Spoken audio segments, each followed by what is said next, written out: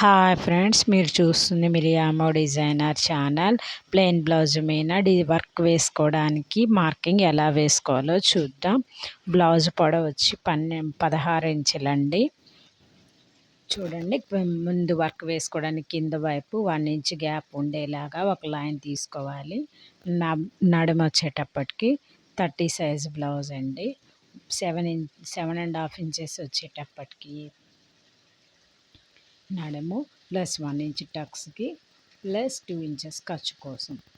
ఇక్కడ నడుము టక్స్ కింద వైపు టక్స్ 1/2 ఇంచ్ ఇటు అటు వచ్చేలాగా ఫోల్డ్ చేసుకొని 7.5 మధ్యలో ఫోల్డ్ చేసుకొని 3.7 దగ్గర నుండి మార్క్ చేసుకొని ఇటువైపు 1/2 ఇంచ్ అటువైపు 1/2 ఇంచ్ పెట్టుకొని చూడండి. నెక్ డౌన్ వచ్చేటప్పటికి 4 ఇంచెస్.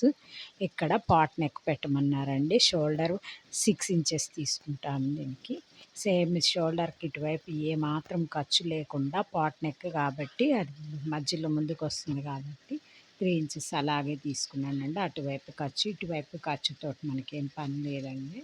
3 ఇంచెస్ ఉండేలాగా చూసుకొని కింద వైపు కూడా సేమ్ అదే 3 ఇంచెస్ తీసుకొని ఒక స్ట్రైట్ లైన్ వేసుకొని మధ్యలో మార్క్ చేసుకొని మధ్యలో ఒక 1/4 ఇంచ్ ఉండేలా చూసుకొని అది చూడండి. అలా పాట్ నెక్ ఇటువైపు ఏమాత్రం ఖర్చులు ఏం అక్కర్లేదండి. నెక్ వైపు మళ్ళీ 2 లైన్స్ తీసుకుంటే కన్ఫ్యూజ్ అయిపోతాం. అందుకని సింగిల్ లైన్ ఎక్కడ వరకు లైన్ వేసామో అక్కడ వరకు వర్క్ చేసుకోవడమే. అటువైపు డబల్ లైన్ అది ఖర్చులు కుట్లు వస్తాయండి. స్టిచ్చింగ్ మార్జిన్ పెట్టేశాను.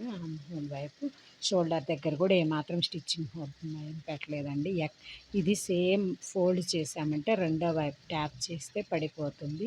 మనకి ఎక్కడ వరకు సెకండ్ సైడ్ కావాలో అవి వరకు డార్క్ అయ్యేలాగా సెకండ్ టైం అలా మార్క్ చేసుకొని ఫోల్డ్ చేసి ట్యాప్ చేసామంటే నెక్ అన్నీ ఫోల్డ్ చూడండి. వీడియోలో చూసినట్టుగా ఫోల్డ్ చేసి ట్యాప్ చేసామంటే రెండో సైడ్కి మార్కింగ్ వచ్చేస్తుందండి. నెక్ ఎక్కడ ఏమాత్రం తేడా లేకుండా చూడండి.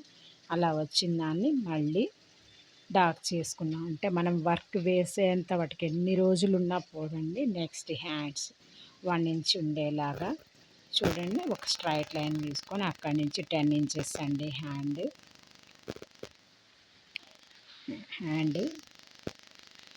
హ్యాండ్ లోతు తీసుకుంటున్నాము. 10 ఇంచెస్ ప్లస్ 3.5 ఇంచ్ లోతు.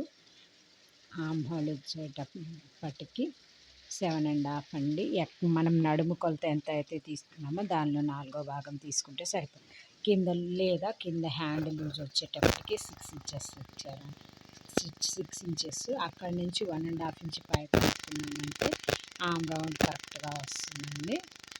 అలా మనకు అటువైపు ఏం అక్కర్లేదు. ఎక్కడ వరకు అయితే మార్క్ చేశానో ఎక్స్ట్రా స్టిచెస్ మార్జిన్ వదిలేసి ఎక్కడ వరకు మార్క్ చేశానో అది మాత్రమే మనకు వర్క్ వస్తుందండి. అలా ఫోల్డ్ చేసుకున్నామంటే రెండో వైపు కూడా పడుతుంది. సెకండ్ సైడ్ చంక లోతు ఫ్రంట్ పార్ట్లో లోతులు వస్తాయి కదండి. వర్క్ వేయకుండా అక్కడ చూసుకుంటూ ఎక్కడ వరకు మనం స్టిచ్ మార్జిన్ అక్కడి నుంచి ఇక్కడికి మధ్యలో ఒక మార్క్ పెట్టుకొని ఒక 1/4 ఇంచ్ వచ్చేలాగా చూసుకొని అలా తీసేసి రెండు వైపులో ట్యాప్ చేసామంటే 2 మార్క్స్ వస్తాయండి. ఇప్పుడు ఫ్రంట్ నెక్ చూద్దాం ఫ్రెండ్స్. అలా మనకి ఇచ్చిన బ్లౌజ్లో నెక్ ఎంత ఉందో చూసుకుంటూ దాని ప్రకారంగా షోల్డర్ వచ్చేటప్పటికి 2.5 ఇంచులు పెట్టుకొని 6 ఇంచెస్ నెక్ డౌన్ పెట్టుకున్నాను. సేమ్ అదే షోల్డర్ నెక్ కూడా 2.5 పెట్టుకుంటూ అలా ఒక బాక్స్ గీసుకొని అందులో రౌండ్ తీసుకున్నామంటే నీట్గా వచ్చేస్తుందండి. మిగతా మార్కింగ్తో మనకి అంత పెద్ద అవసరం లేదు కాబట్టి ఊరకలా డాట్స్ పెట్టేసేసి గీసానండి. ఇది మొత్తం మనం ఎప్పుడైతే బ్లౌజ్ కుట్టుకుంటామో అప్పుడు కట్ చేసుకుంటామండి. అందుకనేసి ఓన్లీ నెక్ మాత్రమే తీసేసుకున్నాను. అలా చూసుకున్నానండి. అది కూడా రైట్ నెక్ ఫ్రంట్లో రైట్ పార్ట్లోనే మనకి లెఫ్ట్ పళ్ళు వస్తుంది కాబట్టి రైట్ పార్ట్ వర్క్ వేస్తామండి. అది రైట్ నెక్ ఫ్రెండ్స్. చూడండి అలా క్రాస్ ఎక్కువ మనకు క్రాస్ బ్లౌజులు వస్తే క్రాస్ వేసామండి. Back part front right neck అండి. అది 2 hands. Thank you for the watch.